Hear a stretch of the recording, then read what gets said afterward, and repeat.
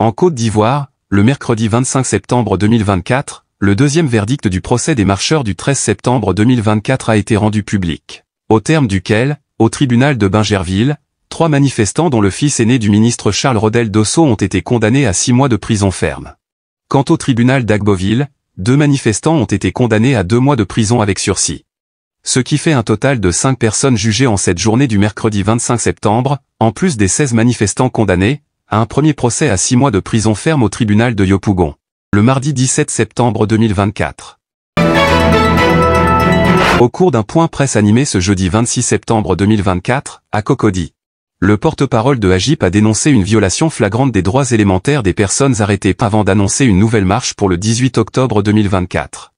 Conférence de presse du 26 septembre 2024.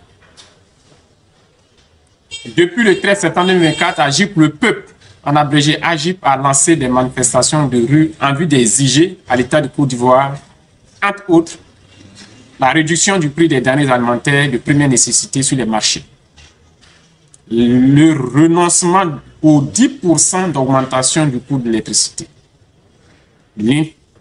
l'arrêt immédiat des déguerpissements abusifs et le dédommagement de ceux qui ont déjà été impactés par ce visage inhumain du développement.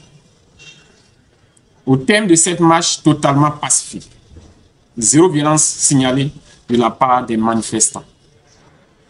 La répression de l'État fut violente et sans appel avec un bilan. 31 personnes arrêtées, 9 ayants ont été relâchés. 19 manifestants ont été condamnés à 6 mois de prison ferme par les tribunaux d'Abidjan et de Bingerville pour troubles à l'ordre public. 2 personnes ont été condamnées à 2 mois de prison avec sursis au tribunal d'Agboville, également pour troubles à l'ordre public. À ces arrestations survenues le 13 septembre 2024, s'ajoute une dernière invraisemblable survenue une semaine après la marche, c'est-à-dire le vendredi 20 septembre 2024. Il s'agit de l'arrestation de Dosso Eli Samuel. Arrêté, il demeure depuis bientôt une semaine en garde à vue à la brigade de recherche au plateau. Il faut rappeler que Dosso Eli Samuel avait déjà passé la nuit du 13 au 14 septembre 2024 au violon de la DST pour avoir tenté, par ses amitiés, d'obtenir la libération de son aîné arrêté à la marche du 13 septembre 2024. Malgré cette pression inexplicable, la plateforme Agir pour le peuple s'est résolue à poursuivre les manifestations pacifiques jusqu'à ce qu'elles soient entendues. Aussi, AGIP a-t-elle programmé d'autres marches pour ce vendredi 27 septembre 2024. Aux exigences déjà connues s'ajoute celle de la libération sans condition des camarades injustement condamnés. Alors que nous avons sollicité l'État pour encadrer la marche, jusqu'à cette heure où nous produisons cette note, nous n'avons reçu aucune réaction, aucune interdiction. Ce fut exactement le même scénario lors de la marche du 13 septembre 2024. Nous étions tous surpris quand on nous avait présenté au procès une note interdisant la marche, alors qu'une décision ne nous a jamais été notifiée.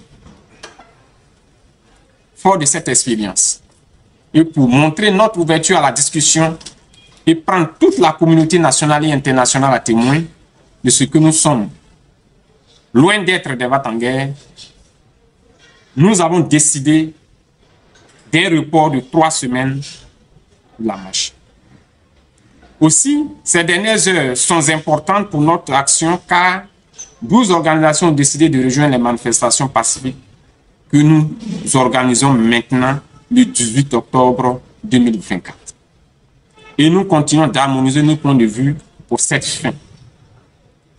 C'est l'occasion pour nous de demander une fois de plus au gouvernement de Côte d'Ivoire d'ouvrir le débat sur les problèmes posés et de libérer nos amis de lutte injustement incassée. Faute de quoi, la plateforme Agir pour le peuple qui regroupe 78 organisations